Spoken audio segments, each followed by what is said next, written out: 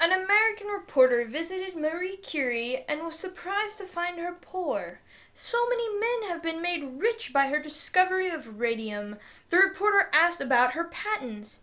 Marie Curie responded, "There were no patents. We are working for science. Radium is an element. It belongs to all the people." She was also more than likely the first woman to have ever been given full credit for her work in the science fields. Her notable works include, but are not limited to, the theory of radioactivity, techniques for isolating radioactive isotopes, discovery of two new elements, polonium and radium. Her mother and father believed education was equally important for both their son and three daughters.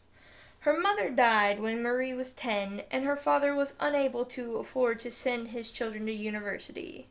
Marie and her older sister made a deal. Marie would work and pay for her sister to go to school, then her sister would work and pay for Marie's education. However, since women were not allowed to attend university in their home country of Poland, they moved to Paris, France. Paris, in the 1890s, was not the most supportive environment for a female scientist. However, when Marie describes her university, she never chooses to dwell on the sexism or hardships of being a woman scientist. She is simply too busy finding happiness in science. In 1895, Marie married Pierre Curie. Luckily, Pierre was not your typical man. At a time when women were viewed as property, Pierre viewed Marie as an equal, a scientific and life partner. He encouraged her to get her PhD. She was in fact the first woman in Europe to get a PhD in science. In 1897, their first daughter, Irene, was born. This may have brought doom and the end to Marie's career. Yet, her father-in-law cared for his granddaughter, while Pierre and Marie continued working. Now, may I say this was highly unusual during a time when women were not even supposed to be working. So kudos to Pierre's dad, you are an awesome dude.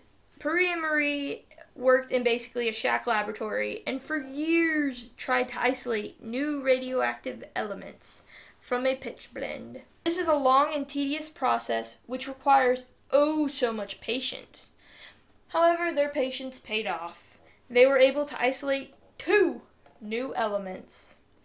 In 1903, together with her husband, she was awarded half the Nobel Peace Prize for Physics for their study in spontaneous radiation, which was discovered by a dude whose name I cannot pronounce, so we're just going to say Becquerel, we're going to call him B, who was awarded the other half.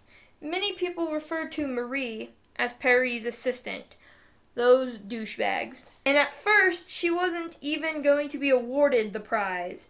It was going to go to Pierre and B. That is until good old guy Pierre was all, "Hails to the nah, dudes," and he complained. Then the committee decided to add Marie. Those sexist jerks. Unfortunately, Pierre was killed by a carriage while crossing the street in 1906. Of course, this devastated Marie, but she continued her work. She became the first woman professor at Sorbonne in Paris. Words are not my friend. Then, in 1911, she was awarded the Nobel Prize in Chemistry for her work in radioactivity. This did not come without drama, though. It was around the same time that she was having a very public affair with another physicist. The Nobel Committee suggested she not accept the award.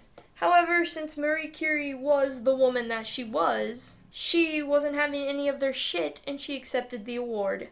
Then she took hers and Pierre's prizes and she melted them to help others. She is the first person to be awarded 2 Nobel Peace Prizes in different disciplines. She was awarded in physics and chemistry. She continued with her work in radiation, even though at this point she knew it was slowly killing her.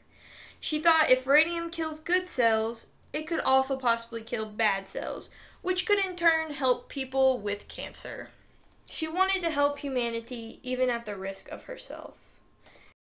During World War I, she created a portable x-ray machine and used it to help wounded soldiers.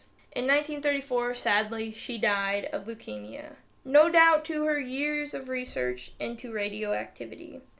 Her daughter Irene went on to become a physicist, and with her husband, she also won a Nobel Peace Prize.